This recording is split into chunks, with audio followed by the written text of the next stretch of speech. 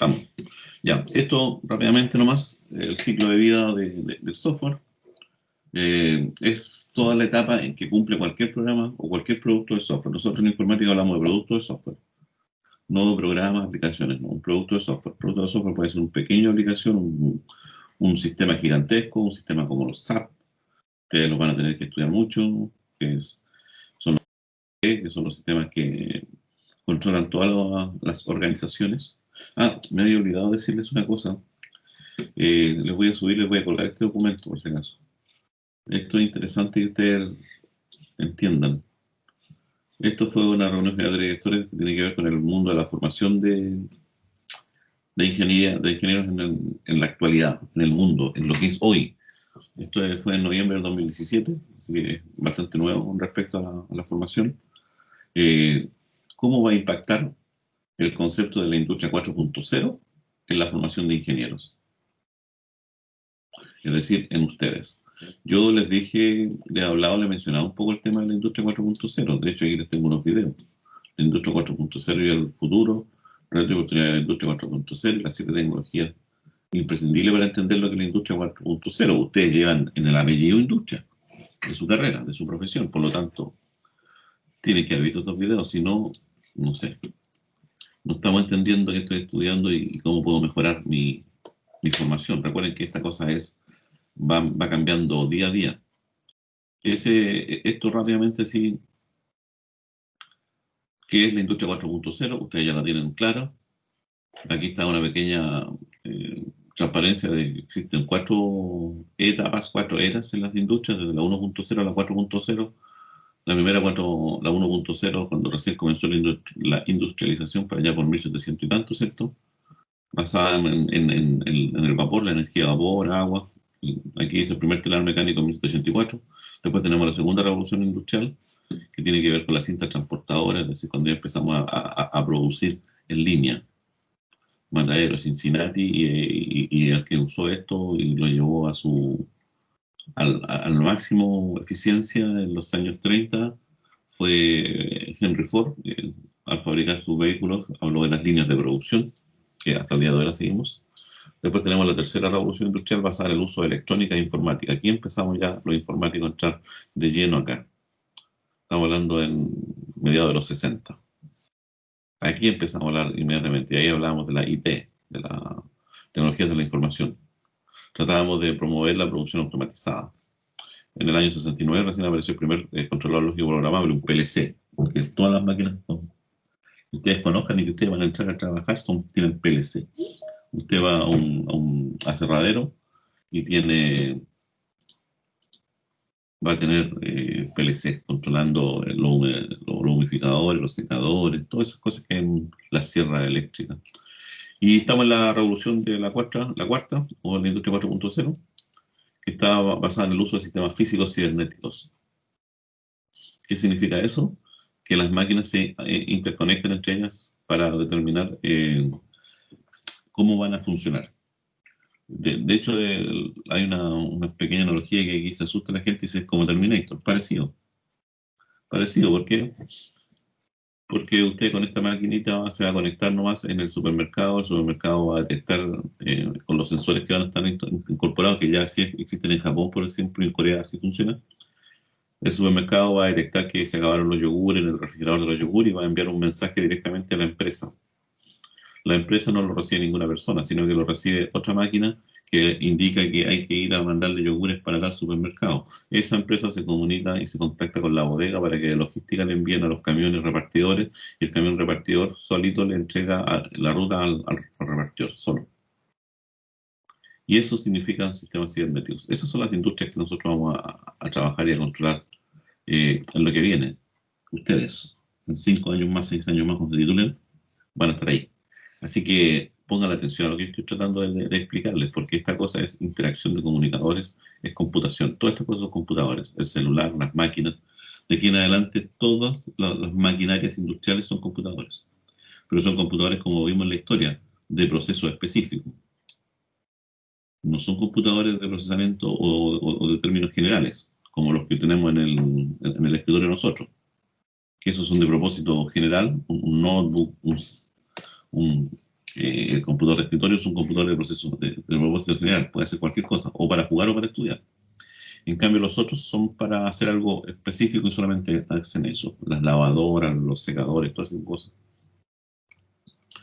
Y ahí tienen ustedes cómo va a impactar. Fundamentalmente la Wi-Fi, aquí están, así es como se ve el futuro de los trabajadores, por si acaso.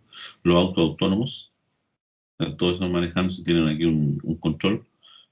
Y ustedes van a tener que ir a trabajar en esta industria, no a fabricar el auto, pero sí a controlar cómo están funcionando los procesos, que ahora no van a tener mucha intervención humana, sino que van a tener más intervención tecnológica. Por lo tanto, la industria 4.0 suma todo esto más esto. Esa es la industria que a usted le va a tocar trabajar. Y si usted quiere ser eh, ingeniero de categoría mundial, como le llaman aquí en Chile, en lo que se espera que del 2030 todos los ingenieros en Chile tengan categoría de ingenieros mundiales. ¿Qué significa eso? Que puedan trabajar en cualquier parte del mundo. Eso es lo que se está trabajando en todas las facultades de ingeniería. Necesitamos conocer esto. Así que eso lo dejo nomás yo. Esto es lo que a nuestro destino, cuando se produjo, cuánto se consumió, más con menos, más con lo mismo con menos. Eso es productividad. Ahí están los impactos y aquí ustedes echen una miradita nomás. Eso terminé esto por si acaso.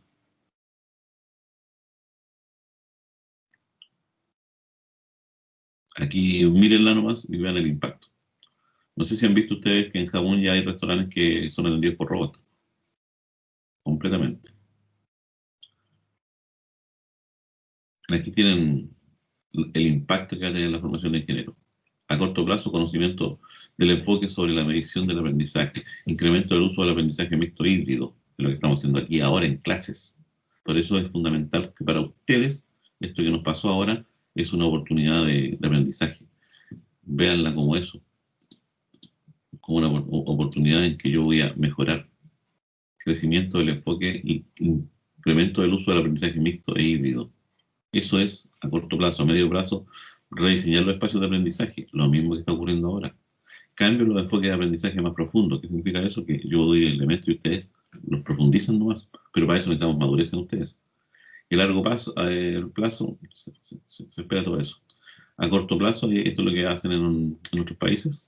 A mediano plazo, realidad aumentada virtual. Y a largo plazo, de 4 o 5 años, para el 2020 hablaban ya, informática efectiva y robótica. Ahí están.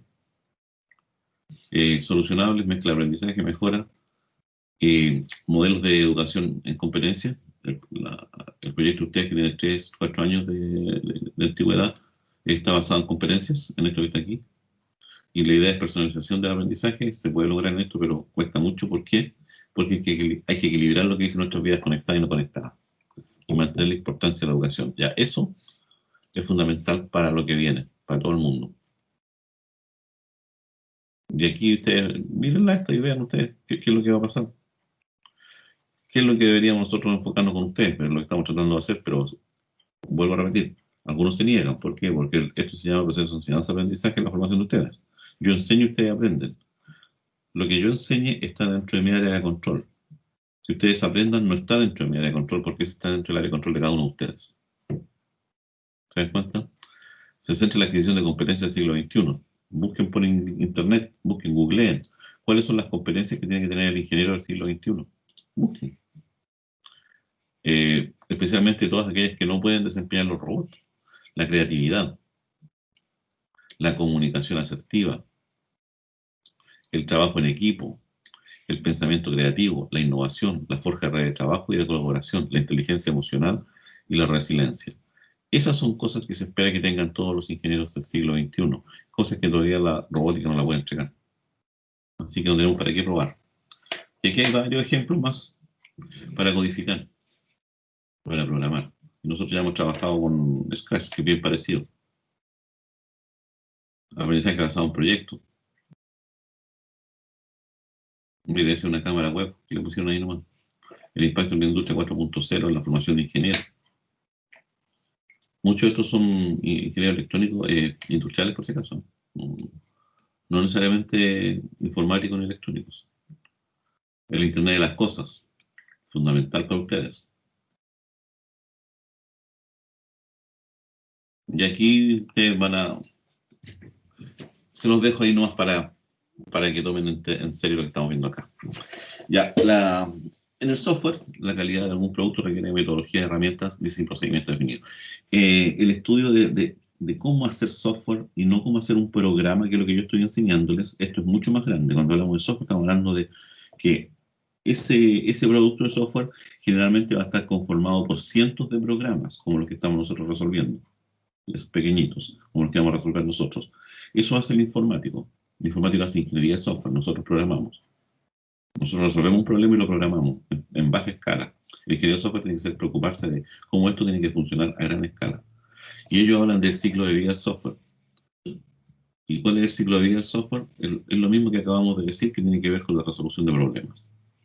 Tiene que haber una definición, un desarrollo y un mantenimiento. En la definición, ellos hablan de etapa de análisis, ya dijimos lo que era eso, descomponerlo en sus partes, y hablamos de la etapa de la especificación de requisitos o requerimientos, es decir, preguntarle a la persona que quiere usar el programa qué es lo que quiere que tenga su programa. Eso no estaba en el problema lo estaba resolviendo yo. Pero generalmente cuando yo tengo un problema, también tengo que preguntarle al usuario qué quiere usted que sea cómo quiere que funcione mi programa, mi solución. ¿Quiere que tenga ventanitas? ¿Quiere que tenga botones? ¿Quiere que tenga colores? ¿Cómo quieren ustedes? Esas especificaciones de requisitos o requerimientos son fundamentales y tienen que ser recuperadas desde el usuario que está solicitando el producto. Estos productos no lo hacen ustedes cuando ustedes hacen un producto, no lo hacen porque lo quieren hacer para ustedes. Ustedes lo hacen para venderlo o porque alguien se lo pidió que lo hicieran. Y por lo tanto tienen que conocer al cliente, qué es lo que quiere el cliente. Y es fundamental que el ingeniero converse y contacte con las personas y por eso tiene que ser empático y asertivo al momento de ir a conversar con alguien. Aquí tocamos mucho nosotros en ingeniería, todo el mundo dice que es una profesión muy científica, muy cuadrada. No, nosotros somos, por definición, una organización que somos una profesión que busca el bienestar de la sociedad. Así está definida la ingeniería. La ingeniería no es aplicar ciencia porque ciencia, no. ¿Por qué aplico la ciencia? Para resolver los problemas del ser humano, para darle una mejor calidad de vida a los seres humanos. Así es simple. Eso es lo que hace un ingeniero. Por eso de repente cuando encontramos ingenieros poco éticos molesta y da rabia. Porque no están cumpliendo con su rol. En la formación de ustedes, la carrera de ustedes está definida de esa forma. Todas las carreras de ingeniería aquí están definidas de esa forma en todo el mundo. Después viene la etapa del diseño, que tiene que ver con el algoritmo. Y después viene la implementación, que tiene que ver con la codificación. Y después tiene que ver con las mejores y correcciones, que es lo que llamamos nosotros mantenimiento. Es decir, los informáticos hablan de esta forma en la misma situación que nosotros hablamos del problema en términos generales. Ellos lo han establecido, lo han estratificado en tres pequeñas etapas nomás. Ellos hablan de tres etapas cuando ellos desarrollan un producto. Nosotros hablamos de varias etapas porque teníamos que describirlo un poco más. Esa es la idea. Y este es el ciclo de vida siempre que tiene un software. Primero, la primera etapa, que es una etapa netamente de pensamiento. Aquí es una etapa entre pensar y escribir algo, y esta es ya una etapa de producción. Ustedes al mantenimiento le van a llamar producción, es decir, cuando está el producto ya funcionando. A eso llamamos nosotros pasar un software o pasar algo a producción, es decir, vaya a usarlo como debe ser usado. Por lo tanto, yo hago esta pega y se la entrego a esta. Generalmente en informática, en el software, esto lo hace un equipo, esto lo hace otro equipo y esto lo hace un tercer equipo. Y estoy hablando de equipos, no de personas, equipos. Equipos especialistas en analizar y especificar requisitos. Y le entregan ese producto a la gente que va a pensar cómo hacer la solución y cómo la va a implementar. Y después se va a producción. Esa es la lógica. Obviamente aquí están los que tienen mayor experiencia, aquí están los que están comenzando ya, y aquí están los que tienen un perfil distinto, un perfil de producción, donde tienen que hacer funcionar el equipamiento nomás y detectar errores. Nada más que eso. Pero fíjense cuál es el problema. ¿Qué ocurre con los errores? Si yo detecto que aquí hice un trabajo, se lo entrego a este otro grupo, y este otro grupo tiene problemas, es muy probable que el problema esté acá arriba. Y entonces, ¿qué es lo que hace este grupo? Lo devuelve, porque tenía fallas en la definición o en los requisitos. No cumple. ¿Qué pasa si este hizo una buena pega? Este hizo una buena pega pero acá se detectaron errores. Puede ocurrir que el error sea producto de un mal diseño o de una mala programación, que sería lo más lógico, o puede ocurrir que la falla sea mucho más grave y la falla provenga directamente de que hubo una mala definición y una mala especificación de lo que se quería hacer. Esto lo hace la informática. Usted dice, bueno, ¿y yo qué tengo que ver ahí? Sí, usted tiene mucho que ver acá, porque usted va a estar controlando todo esto. Controlando no en el sentido que hagan su pega. Usted va a tener que ver efectivamente, oye, se produjo esto. ¿Cuánta plata perdimos? Porque tuvimos un mes trabajando esto, dejando de hacer otras cosas y por lo tanto preocupando en eso. Otro mes para este a lo mejor. Aquí un mes más y nos dimos cuenta que estaba todo malo. Es decir, perdimos 3 meses de trabajo y eso lo llevan ustedes a lo que el ingeniero siempre habla de las HH, de las horas hombre. ¿Cuánto me costó a mí el producto? En el equipo de definición a lo mejor tenía 5 especialistas, aquí tenía unos 10, o sea, 15 personas, multiplicado por no sé cuánta plata, y todo eso a la basura. Ese es el análisis que tiene que hacer usted. Por eso tiene que entender cómo funcionan los informáticos, cómo funcionan los software. Ya, después viene la metodología de diseño, que es en esta parte. ¿Cómo vamos a implementar eso? En la fase de la resolución del problema se diseña un algoritmo. Es necesario emplear una metodología. El ingeniero siempre usa metodologías también por si acaso. El ingeniero no hace artesanía, hace ingeniería. Y por lo tanto, para eso necesita una metodología. Una metodología es un método estudiado claramente que me permite a mí obtener buenos resultados en lo que yo quiero hacer. ¿Qué pasa si un ingeniero no utiliza metodologías para resolver sus problemas, cualquiera sean estos, no solamente de programación? Que va a tener rigidez en su solución, aquí en los programas, es decir, poco flexibles. Si hay que cambiarlo, significa un dolor, pero fundamental. Aumento de errores, eh, pérdida excesiva de tiempo. ¿Por qué? Porque a la medida que tienes más errores, pierdes más tiempo determinando dónde está el error. Así es simple, en vez de estar produciendo. Recuerden que aquí estamos hablando de producción. Estamos hablando de producción.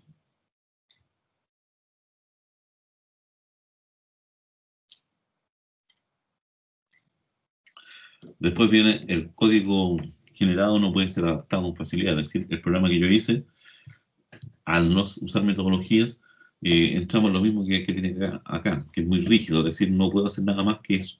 No lo puedo reutilizar para otra cosa.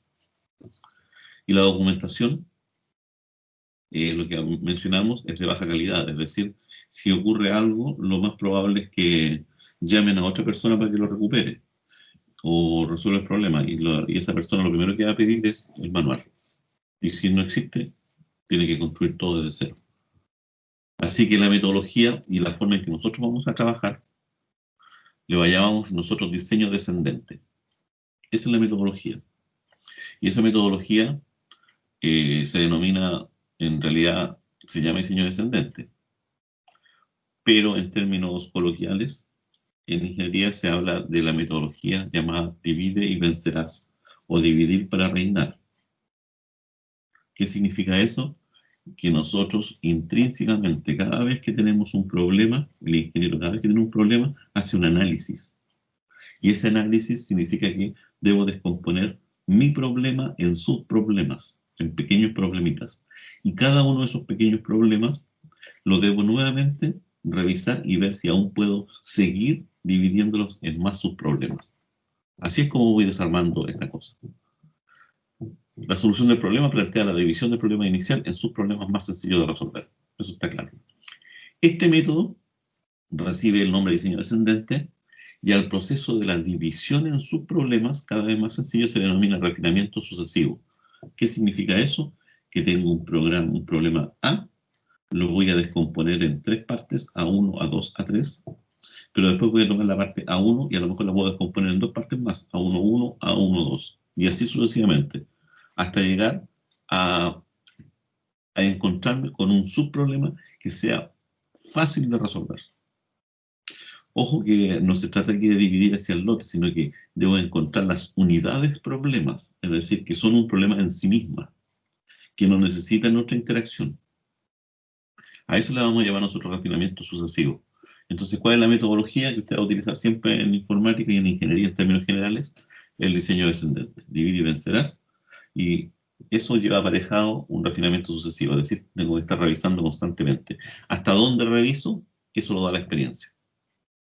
La experiencia es la que me dice, oye, ya no sigas más iterando porque no vas a poder encontrar más solución. No le des más vuelta al asunto, como dicen los ingenieros, sino que ya llegaste al tema óptimo.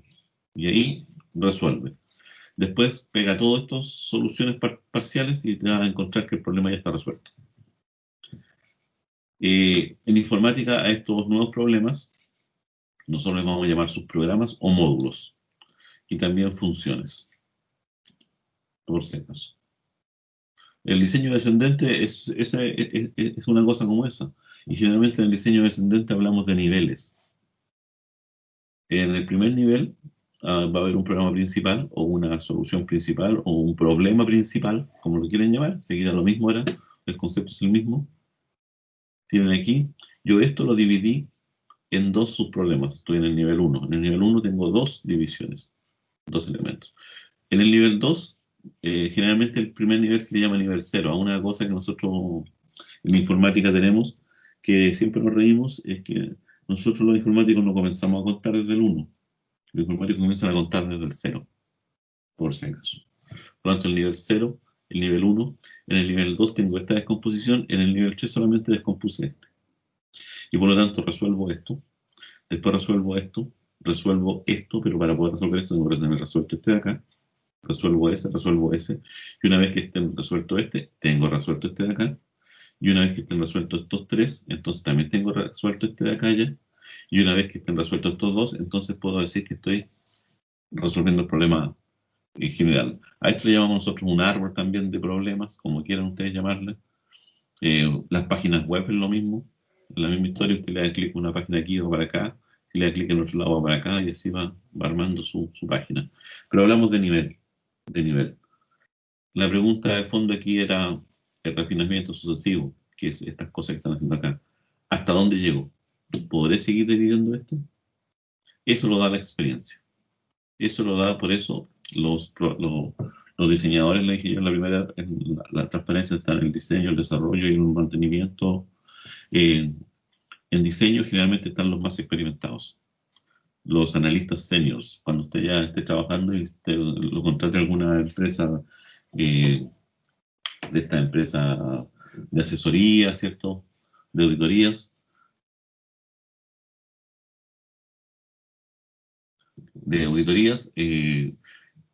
los van a contratar a ustedes inicialmente, van a quedar como analistas juniors, siempre dependiendo de otra persona. Después van a pasar a ser analistas seniors y ahí ya están a cargo de estas cosas y ustedes son los que van a decir hasta dónde van a dividir el problema.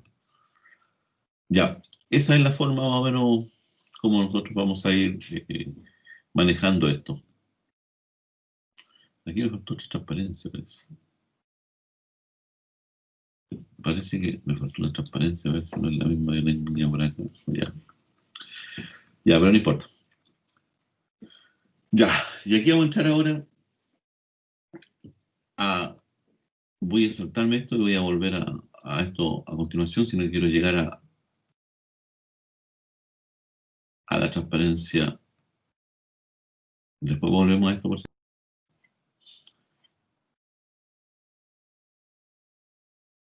Eso.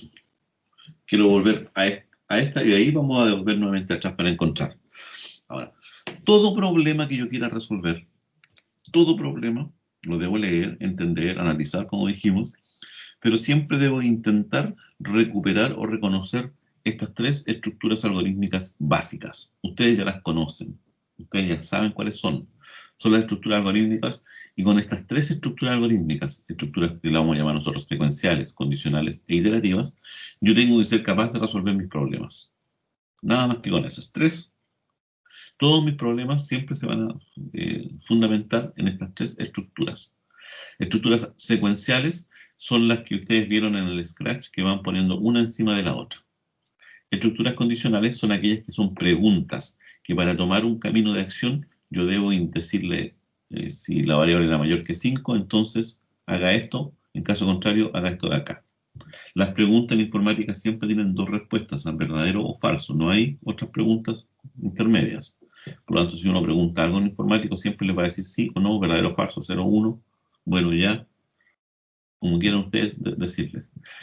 Y vamos a tener un bloque de estructuras llamadas iterativas, que son las que repiten procesos.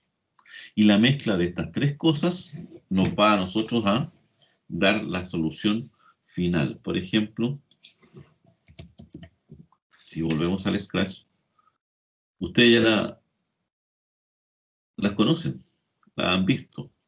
Hay instrucciones que son secuenciales, por ejemplo esta, secuencial, secuencial.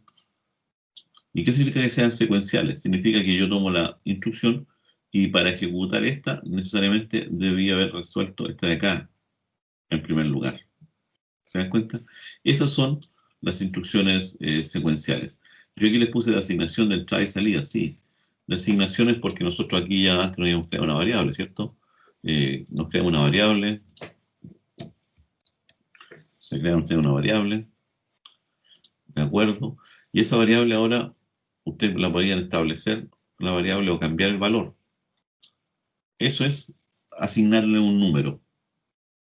Eso es asignar un número. Teníamos unas instrucciones que me permitían a mí leer dónde estaba la... Aquí tengo instrucciones que me permiten leer, posición, saber en qué posición estoy, crear un clon, ya. Esperar también son todas estas instrucciones que son de tipo secuenciales. Para llegar a esta tengo que hacerlas todas estas inicialmente. Vamos a ver después cómo esas se trabajan. Después dije yo, existían instrucciones condicionales. Las condicionales son estas. Tenemos dos tipos. Condicional simple, condicional doble. Si la condición se cumple, se ejecutaban las que estaban acá adentro. Como por ejemplo, ya supongamos que quiero esos dos de ahí, ejecutábamos esos. Si la condición acá se cumplía. ¿Y cuál era la condición? No sé, pues si ustedes le ponían así tocando el color, era eso, entonces hacía eso. Pero fíjense que ahí voy armando ahora algo secuencial. Sí, esta es una instrucción, esta es otra instrucción, que en su interior tiene otra, da lo mismo. Y después podrían tener otra acá. Y eso podrían ustedes preguntar ahora, o no sé, pues, eh, tocando el puntero del ratón, por preguntar algo nomás. Si era verdad, entonces, ¿qué iban a hacer ustedes? Iban a tocar un sonido. En caso contrario, podían decirle eh, cambiar el disfraz, no sé. ¿Se dan cuenta? Pero todas estas van en términos secuenciales. Esto es la secuencialidad. Se hace esa primero, esa después se hace esta. Independiente que esa en su interior repita esto, usted dice, ah, pero ella no es secuencial, no va para abajo. No, porque la instrucción se hace esto secuencialmente. Si es verdad, se hacen todas las que están adentro. Si no se cumple, entonces, si no se cumplen, entonces no la hacemos, ¿no? Si están tocando el color verde, se hacen estas. Si no, se saltan esas no. Acá, si está tocando el puntero ratón, si es verdadero, hago esto, si es falso, hago esto acá. Y continúo con las instrucciones. La otra que teníamos, y además, yo todo esto lo podía meter en un ciclo repetitivo. Es decir, podía tomar estas, déjenme agrandar esto, podía repetir todo este bloque y dejarlo adentro. Y después volver a tener instrucciones acá. Pero este es un bloque repetitivo. Estoy repitiendo todo esto 10 veces. Y un bloque repetitivo teníamos ese y teníamos este otro. Por siempre. Que este no tenía fin. Y este podría estar metido dentro de otro de estos de acá. Por ejemplo, este. Ustedes podrían meter este adentro. Y después de ese enviar un mensaje acá. ¿Se dan cuenta? Van a repetir por siempre. ¿Qué cosa? Que se repita 10 veces. Y que haga esto de acá adentro.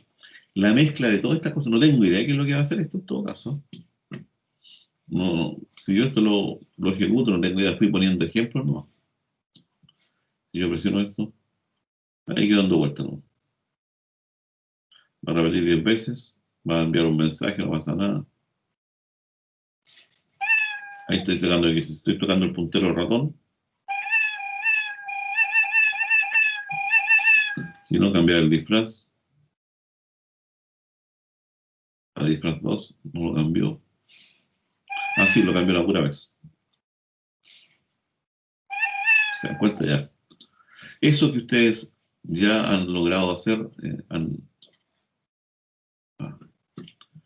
que ustedes ya han visto, entonces son las instrucciones las mismas, pero ahora nosotros vamos a hablar desde el punto de vista escrito texto. Las secuenciales, vamos a decir que son instrucciones de asignación, de entrada y salida. Asignación es cuando yo le doy un valor a una determinada variable. Ahí vamos a volver arriba lo que son las variables. Instrucciones de entrada son las que me permiten capturar a mis datos desde el teclado. Las instrucciones de salida son las instrucciones que a mí me permiten mostrar datos en pantalla. Las condicionales son las que ya vimos. Una condición, de acuerdo a esa condición se cumple o no se cumple, se va a hacer algo. Y ahí teníamos condicionales simples y condicionales múltiples.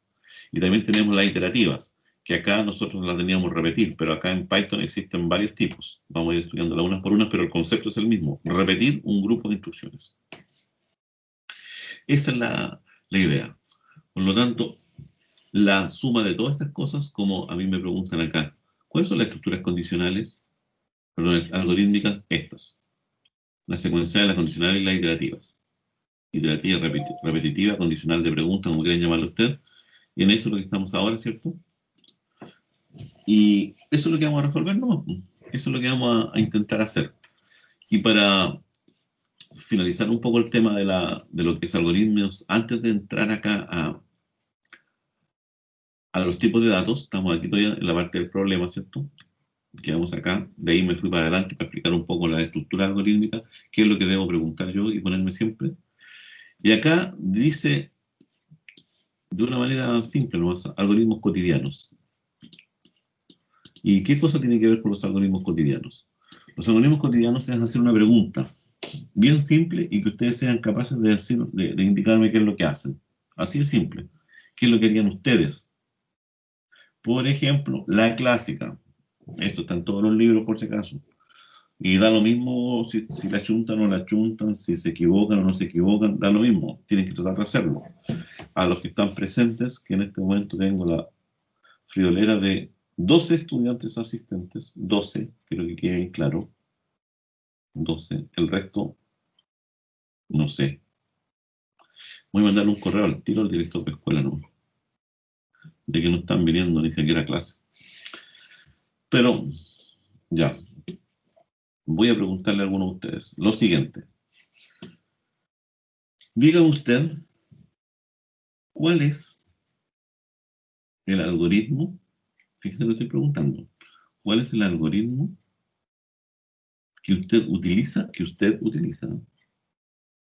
para freír un huevo?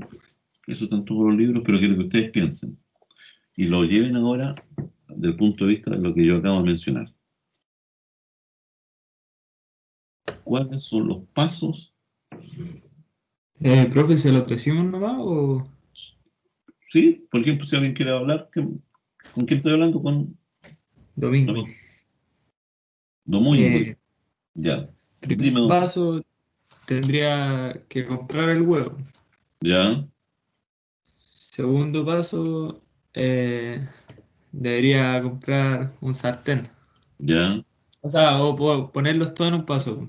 Primer paso, comprar huevo, sartén y aceite. ya, Segundo paso, ir donde hay una cocina y asegurarse que haya gas ujú, para cocinar. Eh, Eso, eh, echar aceite en el sartén ya, y prender el fuego a, a máxima temperatura. ujú, Eh, Cuarto paso, abrir el huevo o sea, echar el huevo en el sartén sin que ya, se rompa y esperar que se fría hasta que la yema se ponga y luego retirar con una espátula. ya. Si no encuentra lo que dijo Domingo, ¿cierto? Algunos de ustedes podrían decir, oye, no, pero yo le podría agregar más, yo le podría agregar menos, ¿estamos de acuerdo? Domingo partió bien atrás, partió desde comprarlo hasta el sartén. Pero, y la pregunta, algunos pueden hacerse, ya, ¿cuánto aceite le echó? Porque la idea del algoritmo es que después, eso que tú dijiste, cualquier persona sea capaz de hacer el mismo huevo frito que hiciste tú. Entonces, ahí nos empezamos a dar cuenta, en realidad, hay que pensar bien el problema. O sea, algo tan simple, tan cotidiano, tan trivial, que yo lo hago todos los días, nunca me he puesto a pensar claramente todo lo que hago. Y se dan cuenta, no sé si le echaste sal, parece que no le pusiste sal al huevo. No, no, se me fue. ¿Te das cuenta que cuesta? Porque uno lo hace de manera instintiva, ¿se dan cuenta? Eso hablamos de nosotros, hacemos muchos algoritmos, o sea, seguimos muchos algoritmos en nuestra vida, pero nunca nos hemos puesto a pensar qué es lo que hago y cómo lo hago y en qué orden lo hago. Rompo el huevo, ¿cómo lo rompo? ¿Se dan cuenta? Prendí el fuego, ¿con qué lo prendí? ¿Con fósforo, con encendedor, o era encendido electrónico, o era un horno eléctrico? Después ya apago el fuego, saco el huevo, se me rompe, ¿con qué lo saco? Con una espátula, dijo el Domingo. Entonces, ustedes tienen que ir pensando siempre todas esas cosas. Cuando resuelven un problema, no pueden suponer que la otra persona entendió lo que tiene que hacer. No, si usted no se lo dijo, entonces tiene que asumir que la otra persona no lo va a hacer. Aunque ustedes digan, pero si cabe de cajón que tiene que hacerlo, sí. Pero recuerden que nosotros estamos preparándonos nuestro algoritmo para que sea ejecutado por un computador. Y el computador no va a tomar la decisión porque todavía no tenemos el computador inteligente en todos lados. Entonces ahí ustedes tienen que empezar a pensar todos los problemas, todo lo que hace. De hecho, por ejemplo, si yo les pregunto a otro ahí, ¿cuál es el algoritmo que usa usted para levantarse todas las mañanas? Eso es un clásico, aparece en todos los libros, por si acaso. ¿Quién más? ¿Quién se atreve a decir qué es lo que hace para levantarse todas las mañanas? Total, son un poquitito, así que poco van a saber. Despertar, eh, salir de Ya. la cama, levantarse, Ya, eh, caminar hasta el baño, ducharse, luego salir de la ducha, secarse y ir a la cocina, o sea, vestirse, ir a la cocina ya, y prepararse el desayuno, no sé, leche, huevo, pan, mermelada, y luego prender el computador y conectarse a la clase. ya. O sea, Ya, fue ¿te diste muy cuenta? simple, faltaron las partes de moverse, caminar y eso, Sí. pero Ya, pero te eso, diste cuenta que te fuiste dando cuenta de las mejores cosas que tú haces, pero quedan algunas pendientes, como tú bien lo dices, pero hay algunas que son más o menos claro, fundamentales. Tú claro, te claro. levantaste ya, y te metiste a la ducha. Entonces, quedan dos alternativas posibles. Imagínate que yo soy el computador, ¿eh? Y le estoy Ah, explicando bueno, qué se tiene que hacer. Una de dos, o yo duermo sin ropa, o yo me ducho con ropa. ¿Captai? O sea, uno claro, no se da cuenta de esas cosas. A eso quiero ir yo, que hay muchas cosas que yo hago, pero que no las veo, no me doy cuenta. Es lo que claro, yo digo, que cuando nosotros resolvemos problemas, tenemos que tener esa conciencia de lo que estoy haciendo. Y cada vez, ay, ¿qué mierda estoy haciendo acá? Ya me fui, me levanté. Ya, pero primero, ¿me voy a patapelar o me pongo pantufla? Ya, me bajo de la cama, pero para bajarme de la cama primero tengo que tirar las mantas hacia atrás. Sí, ya.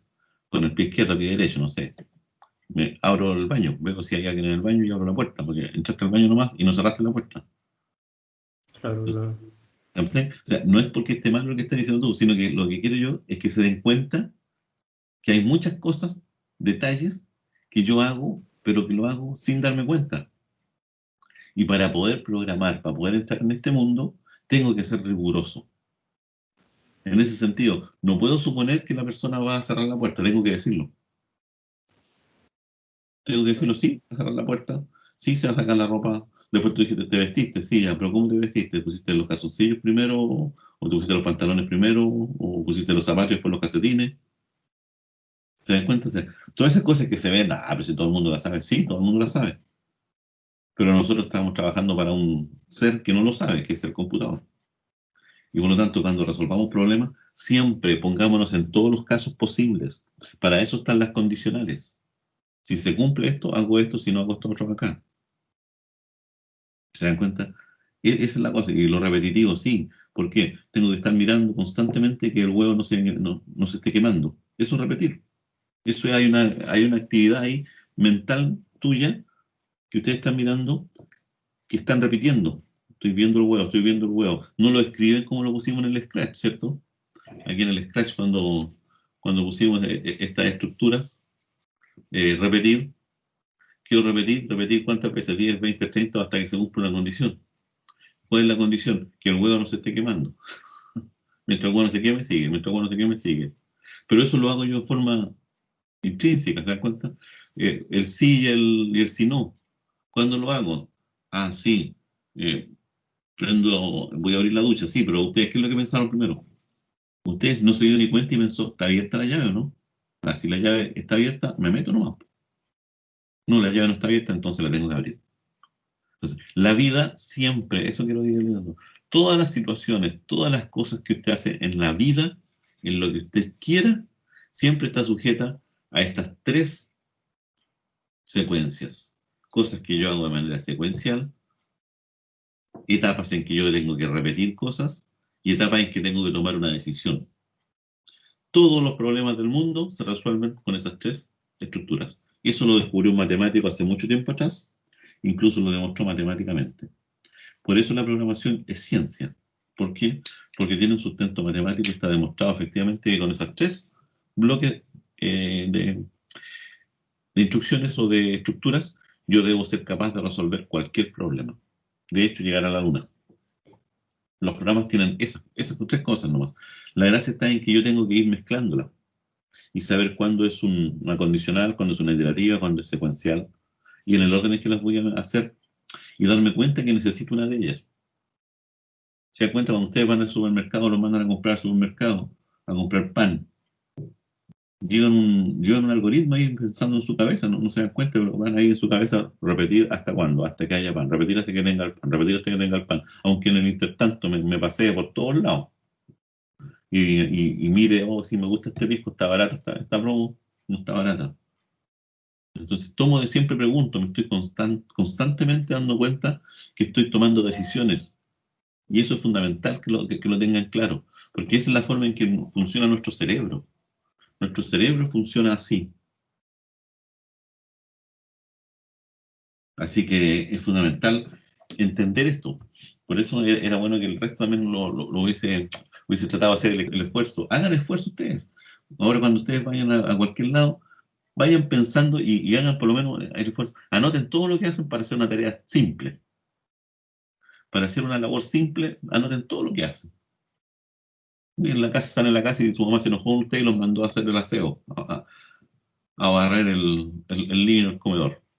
Piensen todo lo que debiesen hacer, todo lo que o lo que hicieron. Y traten de anotarlo y se dan cuenta que podrían iterar, iterar hasta que si están barriendo con una escoba de palo, hasta el tipo cuál fue el árbol, quién cortó el árbol, que la que hicieron el mango de la escoba. Y entonces ustedes dicen, ah, sí, pero hay momentos en que yo puedo parar, o sea, no puedo seguir hasta acá, sino que yo debo definir que mi problema parte de aquí en adelante. Yo voy a partir desde que a mí me pasaron la escoba en la mano. Ya, desde ahí parto yo. Y de ahí empiezo a barrer. ¿Qué significa barrer? Pasearme, moverme, repetir constantemente lo mismo, ir preguntando, constantemente en mi cabeza estoy preguntando, ¿hay basura ahí? ¿Hay basura ahí? ¿Hay basura ahí? Y estoy todo el rato haciendo eso. Eso es programar. ¿Se dan cuenta? Esas son las estructuras algorítmicas que yo quería mencionarles a ustedes. Eso es lo que a mí me interesa que a ustedes les quede, pero más que requete contra grabado en la cabeza, que todo lo debemos hacer en términos de esto. Si yo empiezo a pensar todo de esta forma, entonces voy a poder programar y voy a poder hacer las cosas bien. Intenten hacerlo, intenten hacer cualquier cosa, lo que a ustedes se les ocurra, intenten. Grabar. Están resolviendo un ejercicio de cálculo. Digan ustedes todo lo que hicieron, para ver, ¿qué es lo primero que tengo que hacer? Tal cosa. Hice esto, ¿me resultó? No me resultó. Ahí tienen una consulta. No me resultó, tengo que volver a repetir. Ahí tienen algo iterativo. ¿Se dan cuenta? Toda la vida, todo nuestro mundo gira en torno a estas tres estructuras algorítmicas nomás. Y las secuenciales, vuelvo a repetir, es capturar algún valor, mostrar algún valor, hacer alguna operación con ellos. Esas son las cosas secuenciales, cosas puntuales.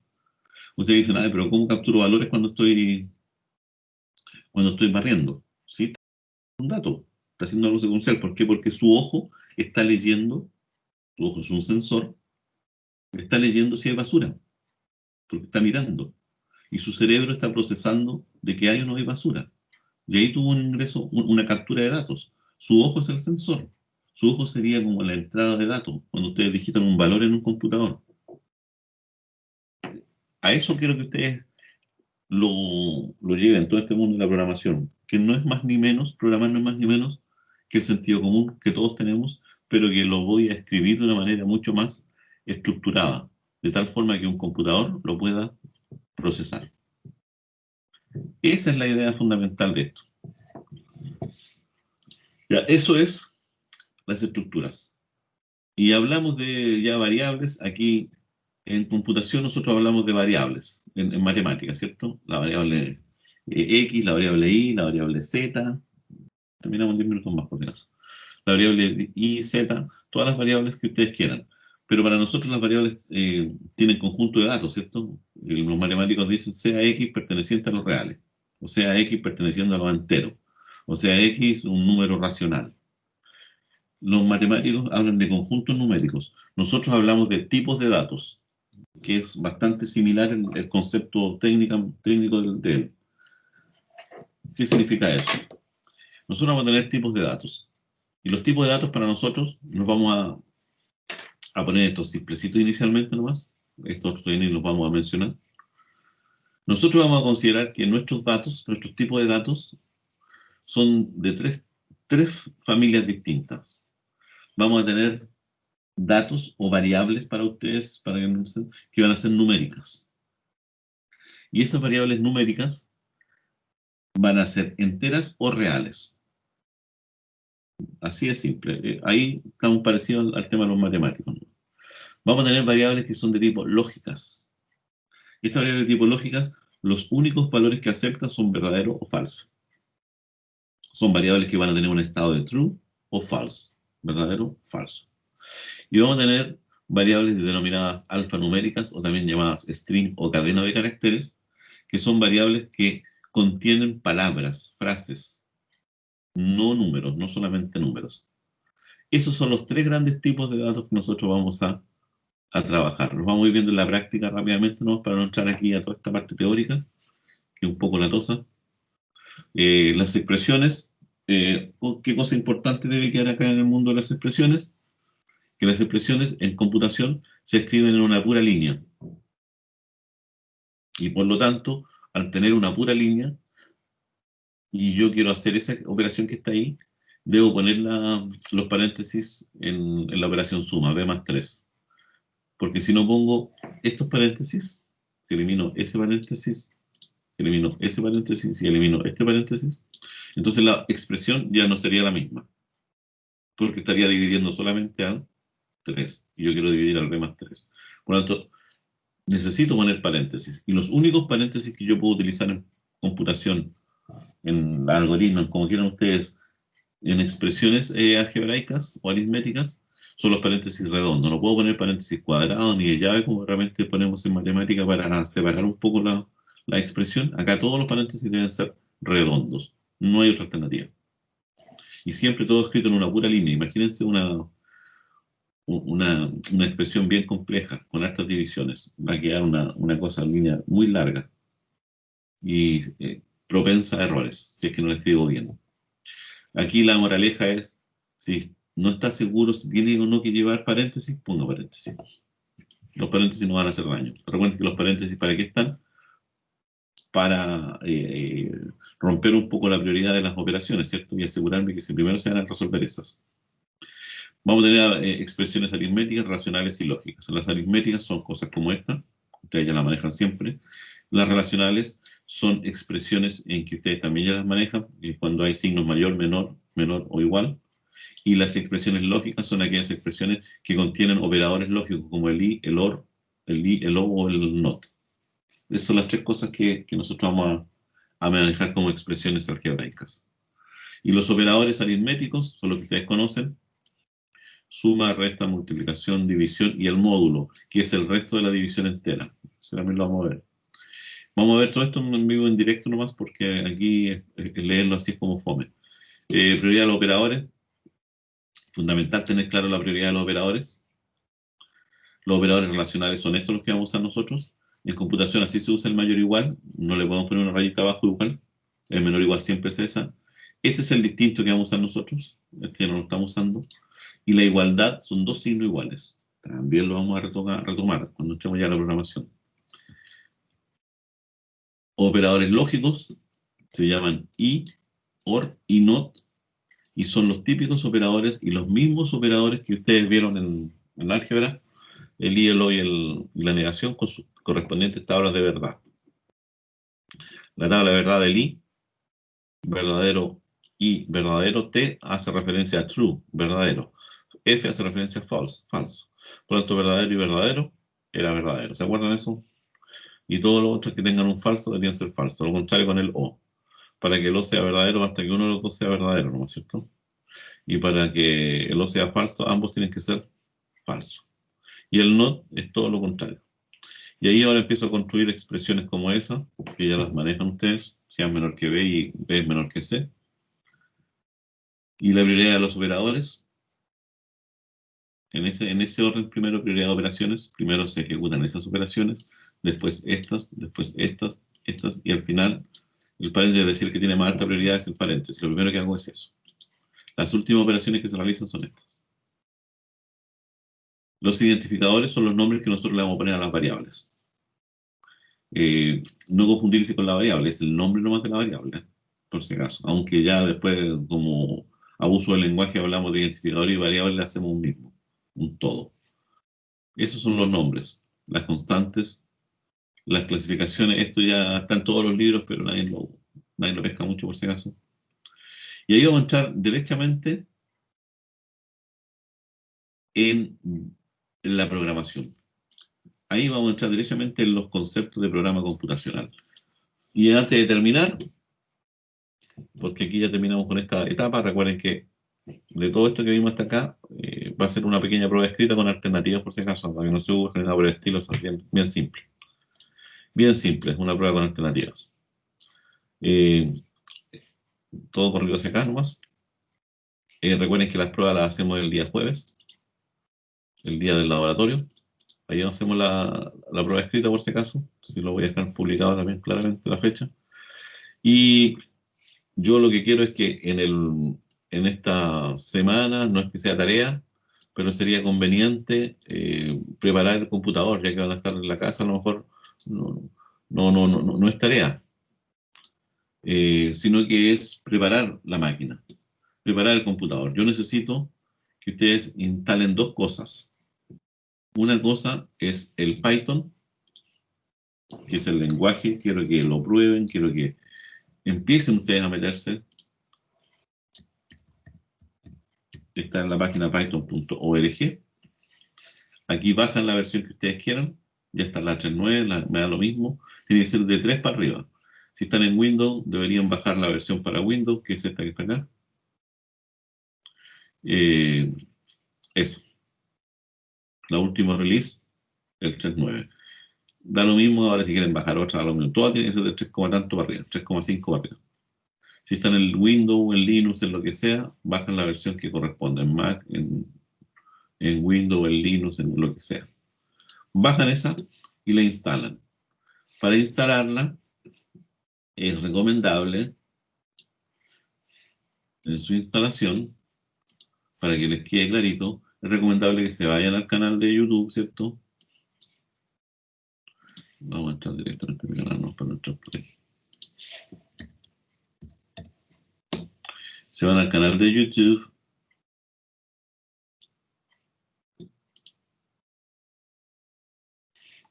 Y aquí, en el listado completo de videos,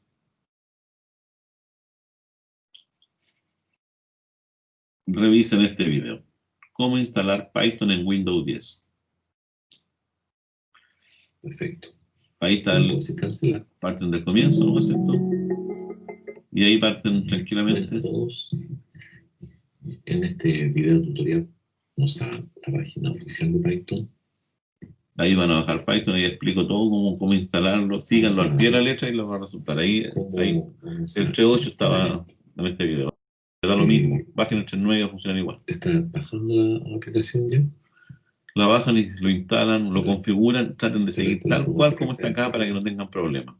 Pero siempre y cuando se Si siguen tranquilamente el tutorial, lo ven varias veces y no es muy largo. En el próximo video veremos cómo instalar. ¿Y este cuánto dura? Sí, son pocos videos, son 8 minutos, 7 minutos y tanto. Ahí tienen un video de cómo instalar tranquilamente Python. Después les voy a dejar un video acá abajo, cómo instalar el Visual Studio Code, que no lo he hecho. Cómo instalar PyCharm, que es otro también este optativo, si ustedes quieren, cómo instalar un editor. Necesitamos nosotros instalar editores. A mí no me gusta mucho el PyCharm, se lo tengo ahí porque un alumno me preguntó cómo instalarlo, pero yo necesito que esté Python y el Visual Studio Code, que yo les voy a dejar el video cómo instalarlo rápidamente. Y con eso estaríamos listos. Eso quiero que ustedes lo trabajen. El Visual Studio Code es un programa como este. Es el programa que les va a permitir programar.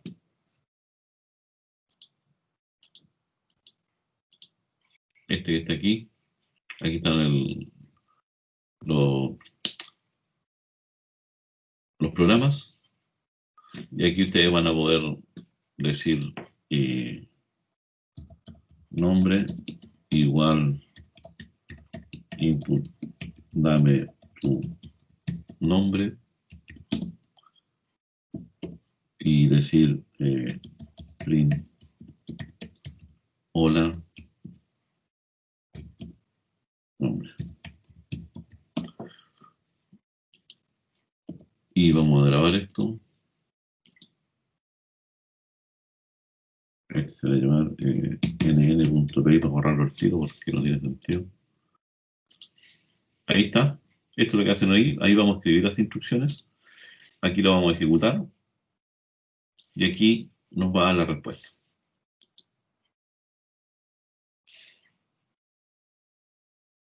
Me faltó un paréntesis. Ahora, punto y coma. Después les voy a explicar cómo funciona todo esto. Dame tu nombre, me está preguntando ahí. Yo voy a decir Hugo. Enter. Y él me dice, hola Hugo. Este editor es el que vamos a trabajar, Visual Studio Code, por si acaso. Eso es lo que voy a configurarlo, voy a instalarlo. Voy a tener que borrarlo acá para poder instalarlo de nuevo, para hacer todo lo que haya que hacer. Y dejarlo como corresponde. De hecho, aquí tiene, si ustedes se dan cuenta, les va indicando cambio de colores en los paréntesis. En cómo están anidados, para no tener problemas. Si usted quiere hacer una suma, puede decir 1 más 2. Y ejecuta esto. Le va a preguntar mi nombre, porque ustedes quieran. Hola Hugo, y escribe 3, 1 más 2. Si eso quiere dejarlo en una variable, 1 más 2, y escribir la variable. Y ejecutamos nuevamente. Y me pregunta el nombre otra vez, le pongo ahí. Hola, y el primer 3. Ya, eso es por el día de hoy. Aproveché que habían pocos. Profe, Sí.